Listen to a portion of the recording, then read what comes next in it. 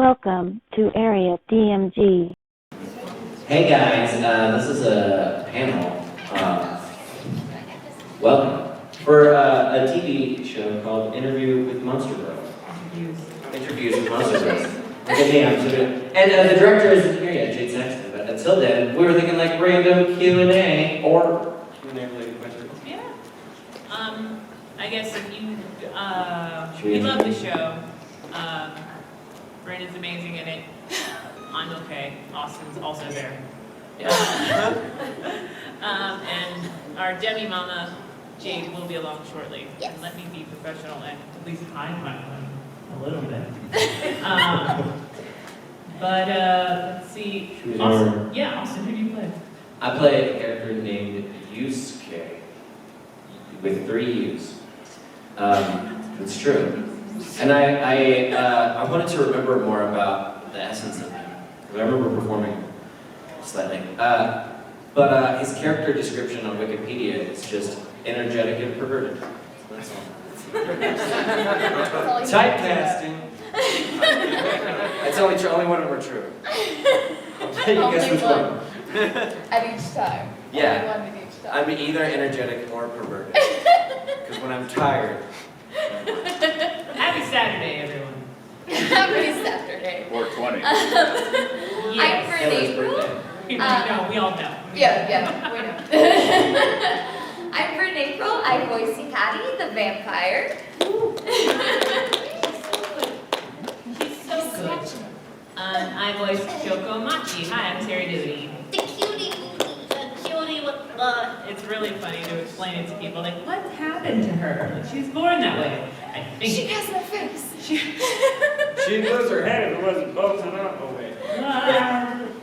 Yes, a Doulahan. I actually learned what a Doulahan was because of it. So, yes, fantastic show. Thank you for being here. If you have a question, we might have an answer, or we might make Austin do an interpretive dance. We don't know. I only brought 2 pairs of pants. Each has been through a lot. Oh, and, oh, yes. I have a question. Do you want to ask it up here, or do you can stay there? It's about the Doulahan. Yes. Would you be able to sneak into movie theaters and like be able to eat without it having like enter your body, or is it like? Yeah, I would be able to sneak into movie theaters. They explain it in episode 2, but Machi, a Doulahan is like the headless horseman, but not bloody. She's one of 3 people throughout the world whose head is not attached to her body and flames come out of her neck. Or where her neck should be. Yeah, torso, let's say that. Although a good chunk of recording is like when I'm waiting for something to get placed, I'm like, where is your neck? Were you born that way? Like that sonogram must have been weird. But everything about that, I thought way too much about it, to the point where the engineer would like keep a list of my questions. And like by the end of the show, if we had not answered all of Terry's questions, we had failed as a show. They got to answer all of them. But we established that the body and the head can be separated from like several hundred miles. So yes, someone would be like, I really want to see this movie, but I don't want to pay for it. So can you just take my head to the movies? Like use like your mom purse and like get me in and just boom, done. But as we established also, the body is affected. So at one point in episode 2, I go on a date and I leave my body with Hikari, and Hikari just keeps messing with my body. So like as I'm on the date, I'm like screaming, and then it cuts to her like poking my boobs. Who's this weird guy who only went on a date with your head? Mr. Takahashi, it was a practice date. This show is, when we all got cast, we're like, it's a Monster Girl show, and the lead is our teacher. We're like, where is this going? It's pure, it's pure, it's pure. I'm like, okay. I mean, like, we've all done that show, but Yeah. and yeah, he's like, she's never been on a date. She's really never had friends, and she kind of gets babied by the people around her. So, like, Hikari actually sets it up. Yeah, Sets up it's the mostly date. just to see if she can, like in the future. Like, Shh, nothing happens. I don't know, I don't want to find out. I broke the table. there's definitely a screw on the ground. Oh man, Austin. Hey, Brent, you wanna... Never mind. Ah! I saw what he was doing. Energetic and perverted? What was that? Anyway, yeah, it was I mostly was just to thinking see if movies she all the could. time. It was mostly just to see if she could for the future. They wanted to see if she could have that normal aspect to her life. Mhm. Dang it, yes. They're actually, it's so funny, like, the show itself, like, Mikati's a vampire, and then Sarah Wiedenheft is a snow woman, Yuki, and then there's Misato, who's a succubus, and we're all just acting like it's the most normal thing, but then there's this thing in episode 10 where Mr. Takahashi has this idea about how different Machi would be if her head was attached to her body. And so we get to see her, and it's so weird to be like, she looks really weird, like, as a whole. I'm like, suspension of disbelief is gone. This is just weird. She's too tall now. You look better when you hold your head, lady. It's just an easy arm day all the time. It's like someone who you met with glasses and then they finally take their glasses Or braces. Never mind. Yeah, with braces, that's a better one. That always they're like, stop staring in my mouth. I'm like, I will. Like, in a year. I'm sorry. It should be better, but it's not somehow. Thank you for your question. What else, guys? Thank you. Someone else. Now we're talking. Blue hair. Okay, how does it feel playing a perverted, act, Like, I don't get what How do you mix perversion and energy? I've had a lot of training. Yay! I say that as a joke, but it's true. I did a lot of hair animes that helped typecast me, I guess. But Yusuke is pure at heart. He's just a young boy trying to understand himself. And Wikipedia describes him, I don't know. I told them earlier that Wikipedia describes my character as perverted and energetic. Accurate. Hey guys, sorry I'm late. I thought it was at 1:30. I was still in bed. So you get to witness me with my full bed head and everything.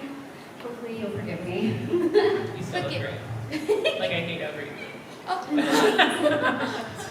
It's despicable. Our Demi Mama. Yeah. Aw, Debbie Mama, that's so cute. Yeah, what I miss? We were talking about how perverted Austin is and how, like, you just went, Art like, imitates life. you went, yes, that needs Right. to be Austin. Austin. I've been preparing for this role my entire life. Has anyone here seen the show? Yeah? Any people here who have not? Show of hands. Yeah, cool. I wish we had like a little clip, but if you get a chance to check it out, go see the trailer or whatever, and it's all available on DVD right now, y'all. It's the sweetest show. It has so much heart. I don't know what's already been said, so I'm rambling. Yeah, and it just, it has these like parallels, like I think, to like other high school situations where if you're an outsider, you feel like you don't have a place. It really kind of speaks to that, and it's so sweet. And these group of demi-humans or girls that are kind of allowed to be out and about, like out of the demi closet or whatever you want to call it, for lack of a better term, to be who they are integrated into a school system, and they kind of join together and become like really good friends, and you kind of see what life is like for them with their different struggles, which kind of parallels to other struggles we have in the non-demi world. And it's one of my favorite projects I've ever worked on. Everyone up here is amazing and did an amazing job in the show. So I hope we get the chance to check it out if you haven't seen it. And I'm sure the people here that have seen it can attest to that. And it's okay if you like the subs, it's that good of a show. We don't. Same. I mean, I watched, as the director, I watched all the subs before the dubs, and I thoroughly enjoyed it. Yeah. Think about that, like because we talked about that, I think, in recording, at least for me, where it, like Machi specifically, it kind of it reminded me of how a friend of mine who's confined to a wheelchair, it's like, I really wish people would stop babying me and see me as a person, not just someone in a wheelchair. So we kind of, I always kind of thought of that, or like social anxiety with Yuki and her fears, and Kadi's fun. Like, adorably fun. So she has the best lines. It's annoyingly like I can't even be mad at like how that's a good line, but only Brendan could have said it that way. Or like her little like tags, like you know, like what was it? Like some polar bear. Oh, okay. So, first of all, well, did y'all introduce your characters and who you were and everything? And like what type of demi-human you were? Yeah. Okay, cool. And then there's another demi-human, played by Sarah Wiedenheft. I'm just, I don't know, rambling on because I'm like my, what do you call it, adrenaline is fine. So she plays Yuki, which is a snow woman. And they do a really interesting take on that because that's like a kind of really specific Japanese type of demi-human. And then I think that's it until the OVA, and then there's like a little surprise there going on. Oh, no, I'm sorry, there's Saki, who's a succubus, which takes on like a whole other kind of thing or whatever. And she's a teacher at the school and has her own anxieties. But, so the writer was Kristen McGuire of the show. She was the ADR script adapter. And she has two little girls of her own. It kind of started off as like a see you later alligator, like sort of like little phrases like that. She started adding more and more Dorikati, take care, polar bear.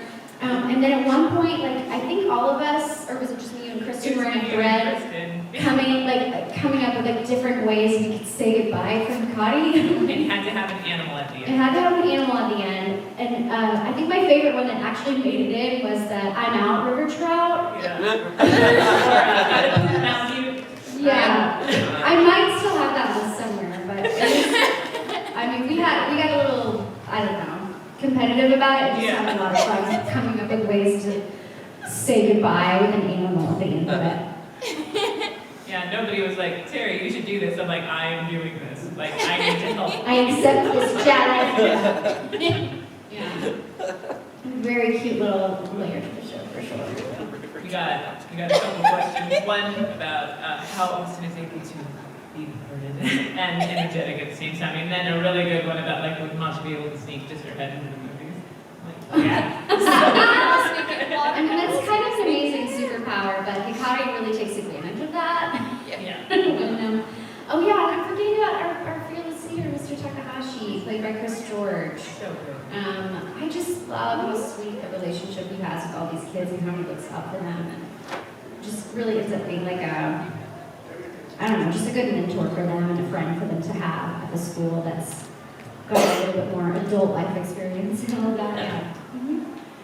Like at first, I think he approaches it kind of as a science experiment and like a journalist would, but then there's even a point where like teachers are like, why do you care so much about them? It's like, because it seems like nobody else does. Yeah. Questions, guys? Comments? Questions? All right. Yes. Yeah, sure. There's a mic up here if you guys want to hear your voice out. Instead of shouting so everybody can hear me, Yeah. I could just use the mic if it's on. Okay. Here, you can have mine. No, it's fine. I was just curious, since I'm not familiar with the show, I'll ask something with respect to your voice acting. Have you ever played a character that was like way outside your comfort zone, but when you got done, actually was really effective? Like what kind of characters have you played like that? It's hard for me to judge because I'm always uncomfortable.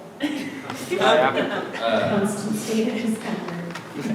But on the flip side, hopefully every role is some version of that. But not to give a cop-out answer, I would say for me it was 91 Days, probably because I don't get to do an accent very much, and this was a specific one. Please don't ask me to do it because I did it great. The final product sounds great. That's exactly the kind of answer I'm looking for. Sweet. Accent work is always really, really fun. It's always really good to have under your belt because you never know when it's going to come up. Because for us, we'll get like video game auditions that are just like, ooh, French accent, ooh, German accent, you know. So it's always good to have. Yeah, right. Transatlantic. Like. Or you'll book work. I would And- die to have to do a trans. Oh, God, yeah. What kind of accent is that anyway? That's why you're here. Like, okay. Yeah. It just, Oh, boy. it's, I forget what it's called, but it's back in like a lot of the early movies and like early things like that. It was a way that, Look, yeah, sing. people spoke in the movies back then. It was like required that everyone have this same sort of unified, ridiculous diction and like sort of phrasing that like is almost European or almost like British, but like not quite. I think But there if was. you've seen, oh sorry, No, sorry. if you've seen Hunger Games, Effie, she's doing a transatlantic accent. Like that's what she's modeled after. Mm. Sorry, go ahead. Yeah. The Madonna British. That's what that is. It's Madonna British. No, It's Frieza British. There you go. Oh God. It was like the industry in America being influenced by England specifically, and the British RP, right? And that's why it's transatlantic, because it's like in between the two of us. Meet in the middle. That's It's all I have. ridiculous, but it's really fun to do. And they always talk so fast too. Like there's 507 Copenhagen survives. I'm like, oh, Is that a pump for you, darling? yeah. I actually found out recently in the last like 2 years that most of what we think is that like, hey, it's hot, buddy, is actually a film issue. No one actually talked like that. Yeah, it's like they Is just that wanted the them film to like, sped up? yeah, Oh. Yeah. so crazy. Holy crap. Interesting. Yeah. And They're there's so smart, too. for more information tomorrow, Malice's Guide to the Booth. Now, for, like, okay, so you said accent work, but is there a character that you fell in love with? Kind of going back to yesterday's panel, the first time that I got to play a psychopath, that one was really cool. Completely different outlook on a character, completely different look to backstories and approaching how you want to like evolve your character. It was very, very different, completely different way of like getting into character. What show is that? It was for King's Game.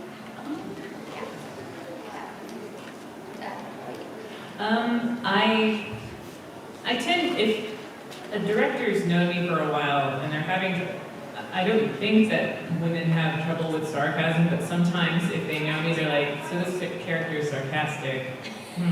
It's a stretch. Who do we go with?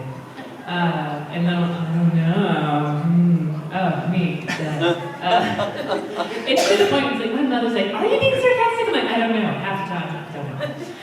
But I want to say Machi took some adjusting because she's not someone I typically get through funny. It was my first time really working with Jade. And I was, I think, the first person to record, or if not one of the first people, so I knew nothing about the show. I was working off of the backing, and she's just a very different character, and it's also just really, like, weird, because you're used to seeing your, like, there's the body, I'm looking for the mouth flaps here. It's like, no, my head's on my desk, hi. And so initially, I kind of thought that she was a little kooky, and I kind of like channeled like Luna Lovegood that first episode. But then the second one, I went a little more unicorn with, like that little like reaction. Oh! She does that a lot. And then the body also has its own reactions, which we would do. I asked Jade, the engineer, can I please do the reactions after Machi's voice? Because it requires like me grabbing my throat, going like, oh, like, or like what I call a turkey sound. But there's nothing dry or sarcastic about her. She's a cinnamon roll. She's an innocent. She's the most precious character I think I've ever played. So that was. Is that what a cinnamon roll is? Because I keep seeing that out there. She's so beautiful and so pure. She's a precious cinnamon. Too good for the world. I said that to Steve, and he's like, my husband is like, this is a cinnamon roll means she's cute. I'm like, and she's adorable and innocent. He's like, so say that, cinnamon roll. I want to eat a cinnamon roll. I want to eat Maki. Like, thank you. But he catty me. Actually, she never tried. It was Yuki because Yuki's so nice and cool. But No, we had the test, the arm test. oh, The arm right. test. Did a whole thing about who's the the most delicious, according to Hikari, The and most biteable. the most biteable. Best mouthfeel. Not Mr. Takahashi, his arms are too hairy.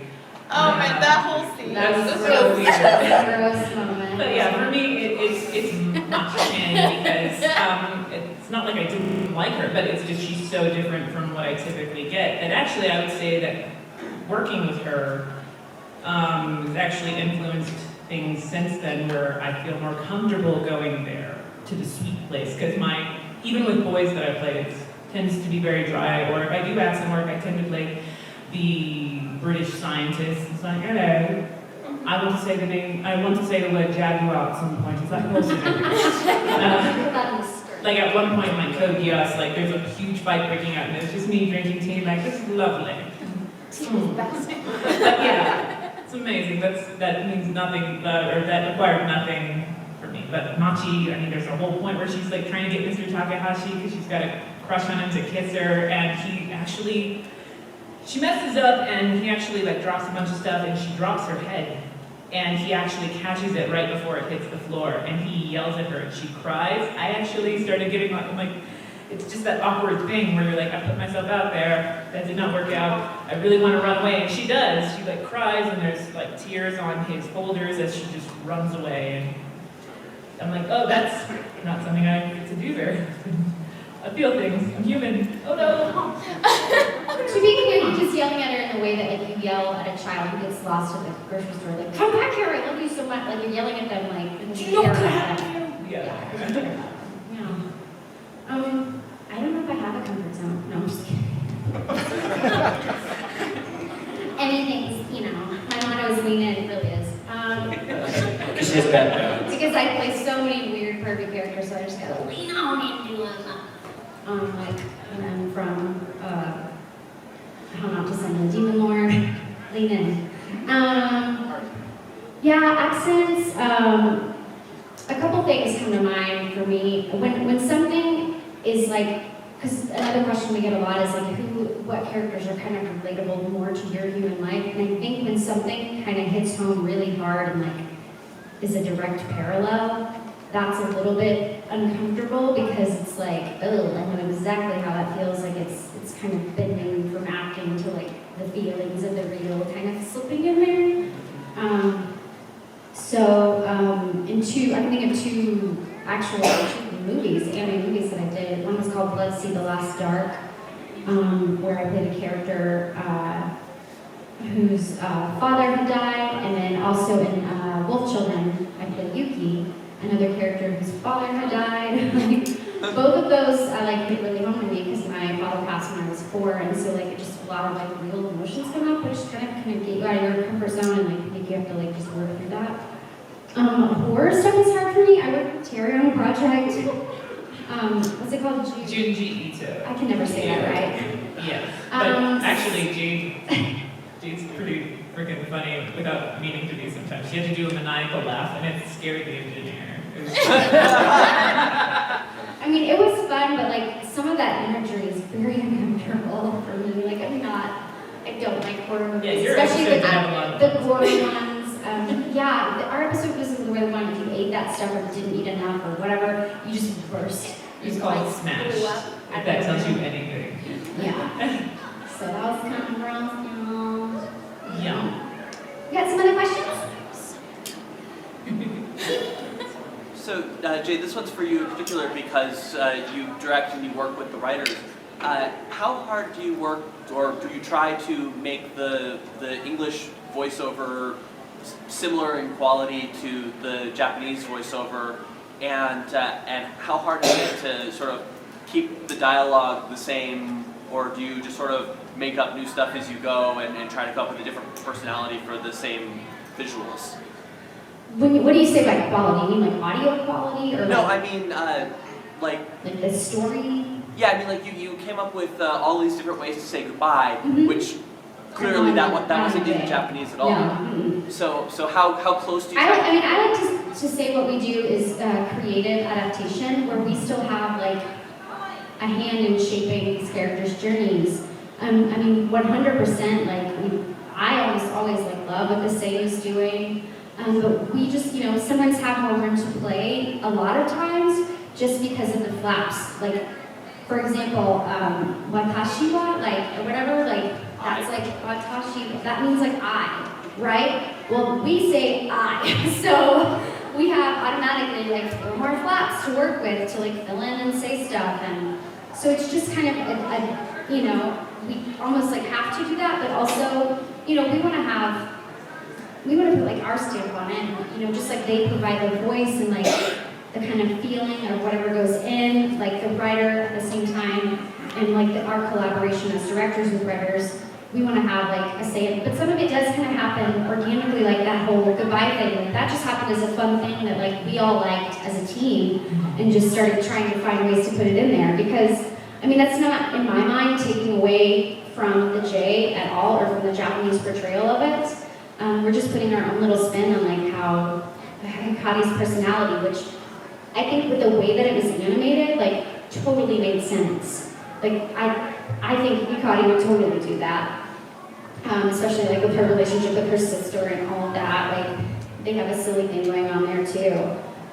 So in terms of how hard do we work, I think we work really, really hard to make sure that we're still providing the exact plot and feeling and getting that across while adding our own flavor with our words that sometimes are not directly translatable. Some of that stuff isn't a joke in Japan, it's not funny here, it doesn't even make sense culturally here. So we have to change it so that it makes more sense to us. Otherwise, unless you're a fluent Japanese speaker or really, really hardcore, I don't know if otaku is the right word, but just someone who really kind of knows about all of the Japanese culture and the jokes, it just won't play as well. And I think it makes it more fun for us, on the dubbing side and what we're doing as well.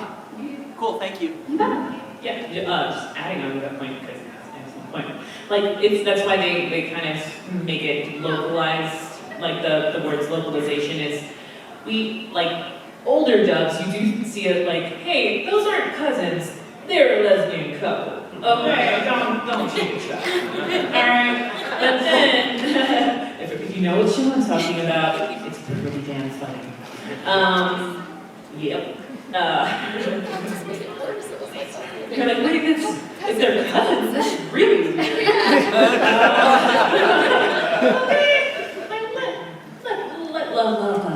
But there were a couple times when I did some adaptive script writing where I was I think maybe instead of sushi, say burgers. I'm well, there's sushi on the screen, so no. But at the same point, I directed a show, Baka and Test. There are two very openly gay characters, and in J, we always say the J, but in the Japanese, it was always about look at this weird guy, or oh, this guy's so nice. But there was a very adorable character voiced by Christy Kang. She was gay, she was in love with Leah Clark's character, and Leah's character, Minami, in the Japanese, was very much doesn't she know I'm a girl? And so we took all that out. I asked the writers too, are you getting, they're yeah, we're getting rid of that. That doesn't make sense to me. So we took out all those references and just made it about how Minami was annoyed. It's I'm clearly not into you. So instead of making it homophobic, just make it girl, get the point, I'm not into you. And there was also a reference to Greg Ayer's character, Coda, and we always refer to him as Mussolini. Okay, nobody's gonna get that. So we took it out, no one ever complained, at least not to me, so that's the same thing. But yeah, you just don't know. Or Kogias, I was saying, that English character, the director let me, it's supposed to be this weird, subset where all these countries are melded together. So the director let us choose if we wanted to do an accent. And he's you're either American or British. I'm British. I always go British. I was a really annoying, I'm Mexican. My mother's you're Mexican. I'm oh, I know. I'm going to get lost up during Mom. Can you speak Spanish in it? Yes, I can. It's very jarring, but yeah, no, you just don't know. So you have to take chances and remember that our Japanese affiliates do sign off on it. So if you guys are bothered by it and it's out there, that means that they went, sure. Yeah. And to kind of just piggyback off that, to what you said about like taking about the homophobic stuff out, like a lot of that is because things in Japan have not progressed maybe as quickly as they have over here, and so the way that they have to creatively do things over there is in like a very coded way, and we don't have to do it that way. Thank goodness. That's their way, and I'm sure in the past, or I know in the past, like we've done things in coded ways too, that like if you knew what was up and knew what was going on, you got the message loud and clear without like breaking any, television. I forget what the television laws are, but something. Yeah. There's like call letters, but I forget what they're called. Sorry, I was talking about my phone. Silence your phone. Yeah. Any other questions? Yeah. Okay, this is for all four of you. What were your favorite cartoons and animes from your childhood? Ooh. Does anybody have that just lined up? Daria. Yeah! Shocking no one. Did you like Daria and Beavis and Butthead? I did watch Beavis and Butthead, and it's just so funny to see how Daria grew over time. Also, that's another example of your job kind of ruining nostalgia. We're like, yeah, let's look, someone got me Daria for my birthday, and I'm sweet, and I watched it, and I'm like, some of these actors were definitely interns. Oh, hello, Helen, this is my daughter. I am buying her a birthday present. I'm like, oh, no. But yeah, Daria is the big one for me. There are several others, and you realize, like, oh, I want to be a voice actor. Well, before I realized, actually, I'm like, hey, maybe I want to be a voice actor. It's like, oh, yeah. But Daria is the big one. Yeah. Wait, what's your childhood? Do you mean like when you were like 14? I'm younger. Sorry, Daria, yeah, cute.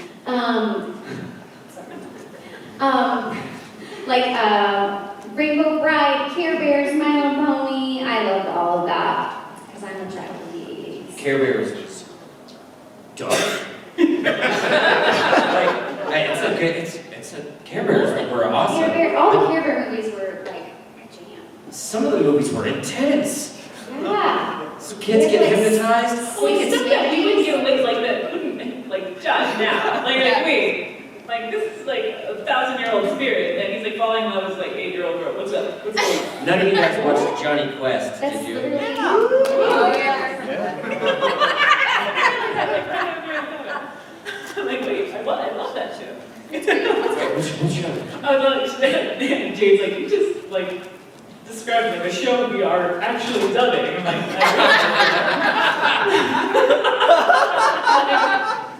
Care Bears probably was anime, right? Yeah. I don't know. A lot of that stuff was, like a lot of it had Japanese animation and just wasn't called anime back then. Yeah, that's hard. Like, when is the cutoff for childhood? I know, like, or even now, like, I'm 35, but I'm like, I just got a Harry Potter tattoo. Like, I'm still a kid. Yeah. Gravity Falls rocked my Yeah. world a couple months ago. Yeah, and like when Avatar was going around, like The Last Airbender, loved that, I loved Courage the Cowardly Dog, which like traumatized people, but I was like, this is amazing. Do you know where that started? I believe.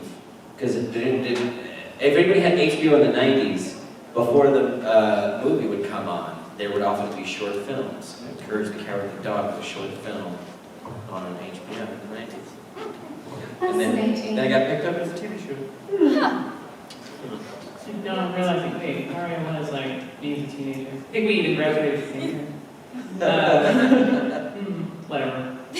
Transformers is a big one too, or specifically Beast Wars. Yes. X-Men, Oh yeah. and Batman. Yeah. Those are quality. Yeah. Mark Hamill. Titans. All these people still voice acting today, but yeah, like sometimes we're on panels with them like, be cool. Doug for both franchises was created in those animated series. Usually it's like the comic books, they dictate like the lore, but like Harley Quinn was created for the animated series. A bunch of stuff about X-Men that I don't know. Harley Quinn and Two-Face and Yeah. I loved Johnny Quest though because people died in that cartoon. Yeah. besides dying, really intense. It Ooh. didn't happen much as Do a you child. remember Samurai Jack? I remember Samurai Jack. I didn't watch it, but I loved I think I was like, you know, being That's a not delinquent in the Chinese woods to by the that rest of time. our childhoods. I know, I'm She's 23. like baby. So yeah, you just like that could be the rest of the panel. I was like, oh, remember this too. What else, guys? Awesome question. Thank you, Mandy. You in the far back. Yes, you. It's you. Oh. Oh, man. So, this is kind of a question to, I have like a two-part question. One is a question for all of you, and one's for, I think mostly Jade, but if any of you else have done it. The first question is, how do you guys feel about sort of people being, like, thinking up their own casts for animes that haven't been dubbed yet, and how do you feel if you were used as a reference point in said fan casting choices? And the other question I'll ask after you give your response. What do you mean used as a reference point? You mean Like say, we like, saw the fan casting and we're like, oh, that's a great idea. Like that? Well, it's more like, say, how do you feel being in, like, say, you were picked specifically to be a character by some point? Oh, like, okay, like if the fans picked it, like how do you feel about that? Yeah, like, how do you guys feel about that? I am always, I don't know if this is answering your question directly, but like from a casting standpoint, I'm always like, after I've casted, I'm always fascinated. There's this one particular podcast, I think called Dub Talk or something like that, that puts out cast lists, and I always like to listen and be like, did any of it match up? Like it fascinates me. And I think that's what I like about casting in general is, I mean, you could go down the line and we could all try to cast Interviews with Monster Girls, and we would all cast it differently, or maybe like one person would match up. I think it's kind of cool and fun to kind of see other people's perspectives, and then what's really cool is even though like they chose this cast or chose that cast, it's cool to hear like, oh my gosh, but like we love that you chose that person because we never would have thought of that, and look how cool it turned out. Yeah. If I see my name on a list, I'm like, cool, start directing. That would be great. There have been some shows I'm like, oh, that would be cool. Or I've never heard about the show until Google alert was like, hey, so-and-so thinks you should be like the lead character. I'm like, I agree. I don't know what the show is, but I agree. But yes, it is really funny. Like if like all four of us were given a show like, hey, cast it. Those lists would very much probably not match up because we all just work with people differently, and we're also, like just as actors alone, we're also cast very differently depending on who the director is.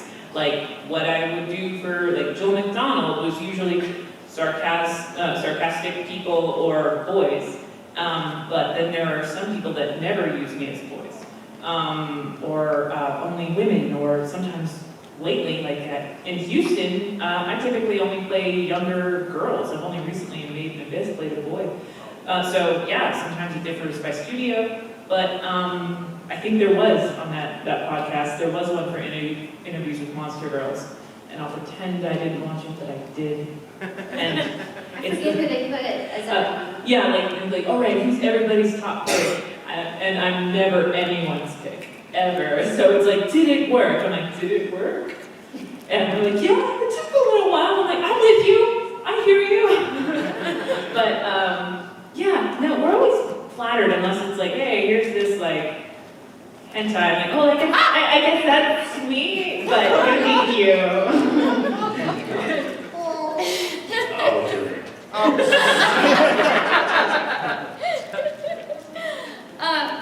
Yeah, it's always really interesting because usually whenever people set up a lineup for a show, it's like it would be completely different dynamics within the cast, and like it would be like, ooh, with this set of actors, it would be like one kind of dynamic for this show, and with this it would be another, but both would work. And so that's always really interesting, being like, that would be cool to see both takes. So that's really cool to me. They all became me now. They already said it, but like, this is something I'm learning more every day. Like casting is very much an art in and of itself that I have no grasp of. And I learned, I noticed this back in college when I tried to student direct. I'm terrible at casting. And that's why I don't spend a lot of time, like I don't really have a dream role. Because if I try to cast myself in something, I'm still bad at casting. But what's really exciting for me is like working with directors who recognize something inside of me that maybe I don't notice and then give me an opportunity to explore that. That's really fun. So I'm always just happy to work. But also, it's weird reading people's reactions online because, you know, like the first few years of me getting leading roles, all the comments were just like, why, where's Josh Greeley? Like, why are you, Not all of them. you're not Josh. Keep the good ones. Yeah, let's focus on the bad ones. Well, but then after a few years after that, there's probably somebody else who's getting leads right now that's reading YouTube comments that are like, why are you Austin Tindall? So, it's like, but in terms of like fan casting, I don't know, I don't care. It's not my business. Not my job, thank God. What I think is cool is kind of over time, because a lot of us have been in the industry for a while, and like it mirrors the film industry in the ways that like they kind of start keeping pairs together for certain shows because the chemistry is cool and good, and it even happens across directors. It just kind of starts happening naturally. But just like how you always want to see, I don't know, y'all, I can't think of a good pair. Like the first pair that popped in my head was, I feel like I'm gonna get judgment for saying, but like Ben Affleck and Matt Damon or something, or you know, other like film like duos or whatever. Chris Farley and David Spade. Yeah. Tom Hanks and Will Meg Ferrell Ryan. and what's his name? What's the show thing? John C. Reilly. John C. Reilly, like all of those. I love all of those, even if they're terrible. But you know, it's like for Austin and I, it has happened many, many times. Most recently in My Roommate is a Cat. That's been our most unique pairing. I'm a cat and he's the owner. But we've been paired up many times. And I think it's cool to kind of see how those kind of things kind of go across the board over time. And like, I think in my mind, and I see comments like, "Oh yes, they're back together again." Like people kind of like that, which is kind of cool. Yeah. Or like Judy and Monica, Yeah. a lot together. Or I play the younger versions of a lot of people, so sometimes it's a, hey, so this person's got a flashback scene, and like, oh, it's just gonna be me just because I've played them young before. I'm like, sure, cool. Apparently, I sound like Robin Fell when he was younger, sweet. Or they were casting for the female versions of all the Italia people, and Christopher Bevins was stuck on who's going to be Fan of Germany, and Patrick Sykes went, well, Terry played young Frankie in One Piece, just cast Terry, and that's all it took. I'm like, can you just cast me all the time like that? That'd be nice. Yeah, so you just don't know. But the second question is for those of you who've worked at both Funimation and Sentai Filmworks. How exactly is it different? How is it different working at between Funimation and Sentai? Everybody hugs you in Sentai. People, like, it's a different vibe. Sentai is formerly ABG, you know, they're a little older. It's a totally different vibe because it's just a different section of Texas, and they have a different way of doing things. But my first time, it was in the Galleria area of Houston, and you needed like a code to get on the elevator, and I didn't know it, but this woman like gets on and was like, boop, and we're going up, and like I hit, 6. And, are you an actor? Yeah, actually, this is my first session here. I'm from Dallas. And she goes, and I went, excuse me? She went, oh my God, you don't know my humor. I'm Kathy, I'm in legal. Yeah, just welcome, blah, blah, blah. And everybody's like, we got a newbie. And I'm like, Kathy, I'm gonna kill you. Yeah, but everyone signed my name, and I immediately got cast just based off of my demo that a friend just said, hey, you're looking for new people. So I just lucked out that way. But it's a different vibe. You see people like different styles, but the traditional beat method that Funny as well as other people use it's typically seen in ADR, which is like, it's a beat, beat, beat, and then on the fourth imaginary beat, you go. Sentai, you don't preview at all. Typically you see what the Seiyu did first at Funimation, and then you do your take of it. You don't see that, you just go, and the Seiyu is playing underneath. You just go. And then Like a chase method. yeah, you just chase. It does make you quicker, so when you come back to fun, you're like, all right, let's go. Like the beeps, they're like, this beeps so slow. Let's go, let's move. Like you're on coke or something. Like, whoa, yeah. Beautiful. So maybe that's just me.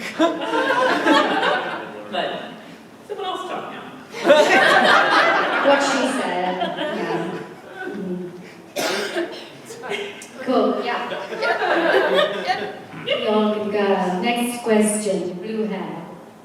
Okay, first of all, you ladies are beautiful. All thanks. Very excited. And also, how does it feel, knowing that you have fans that, care about you and the characters you play? Because I care about you guys. Oh, thank you. It feels like that. Feels like for me, I'm like, I don't deserve you guys caring so much. You guys are so sweet. I'm okay. I think you deserve it. Thank you. I get hugged so hard. It's a dual feeling of like, oh my gosh, yes, I'm holding the cutest stuffed animal. This is amazing and sweet and wonderful. And like, this is really weird writing that does anyone care? It's like both at the same time. Because you're an actor and you're insecure. Yeah. I have a tendency to feel overwhelmed and insecure by the one direction that love tends to go.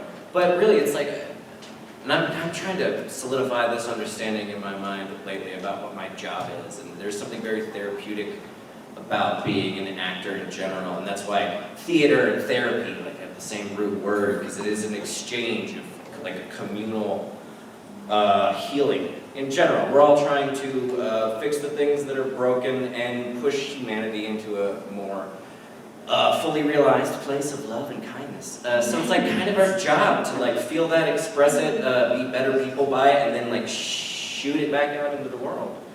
So thank you. I'm gonna be super straight up. It's comforting when we have fans that are so supportive and that acknowledge that we're real people. Because unfortunately, there are fans that don't seem to grasp that concept, that seem to think that we're just voices there that don't really exist, that we're just Disembodied. yeah, and like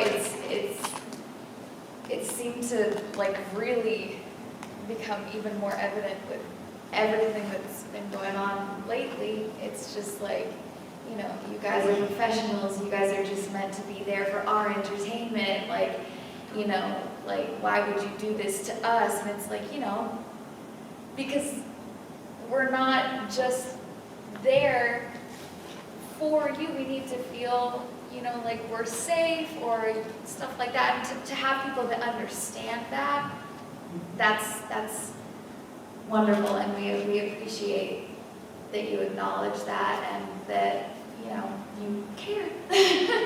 So, Yes. Thank you very much. Beautiful. That was awesome. Good question. Yes. I'm like, I saw you before, and I'm like, we're not avoiding you, so I'm waiting. Like, Did any of you watch Sailor Moon growing up, and what was your favorite character?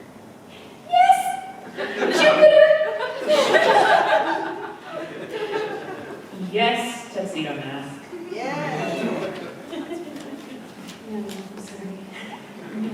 I didn't watch it, but I had a great time at a panel with someone who ended up being the voice of Tuxedo Mask. So now I love the character, theoretically.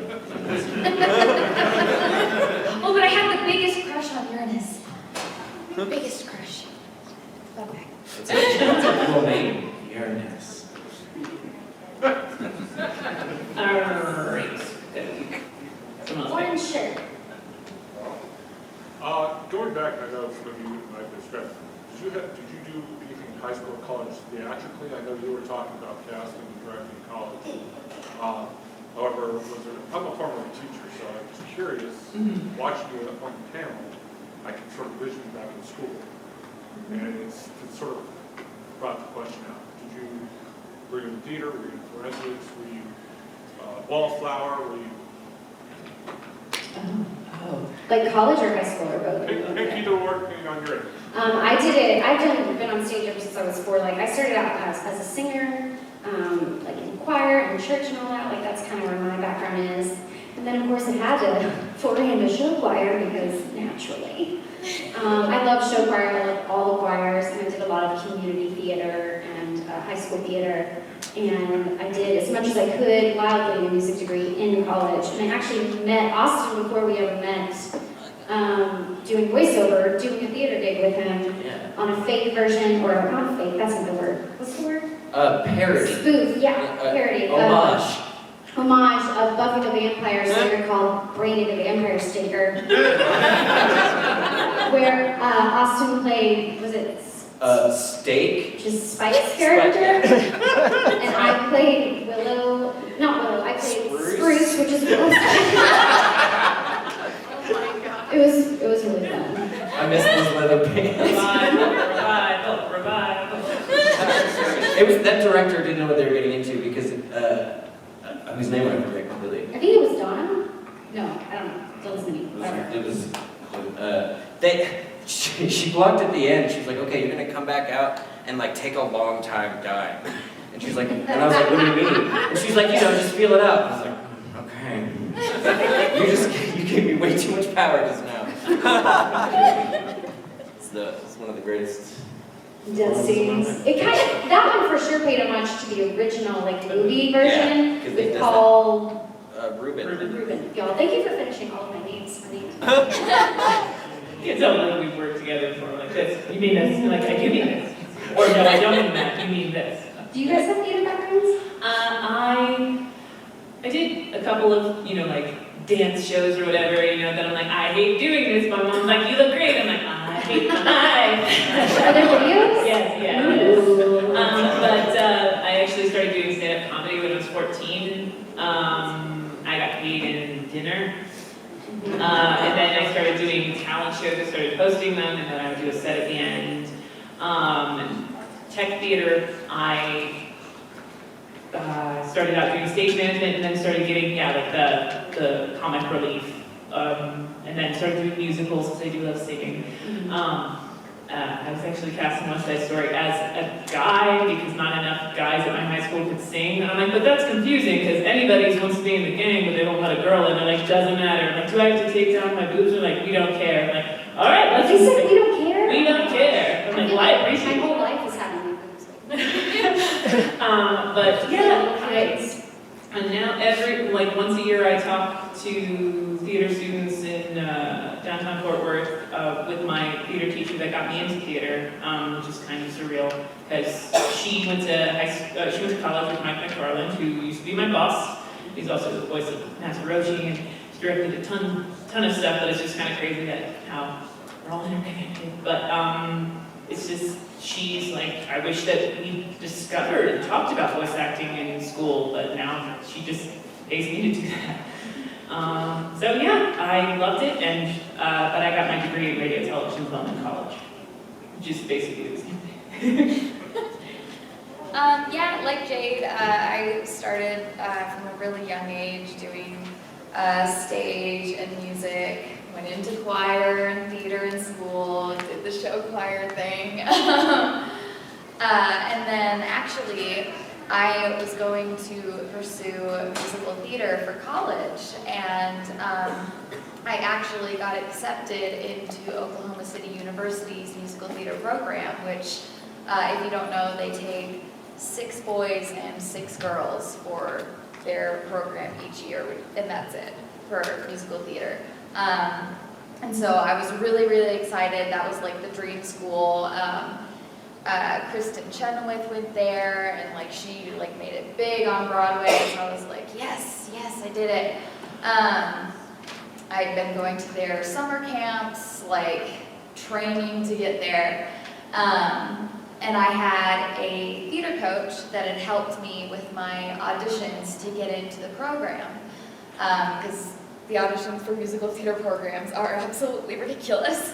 And I took her out to dinner to say thank you, and she was telling me about the work she did in the area. And one of the things she said was Funimation. audition. And I was like, I didn't know that was here like everything else. I thought it was in LA. And she was like, no, it's here. You should go if for nothing else, for audition experience. And I was like, ow. She was like, no, just at least try it. And I was like, okay.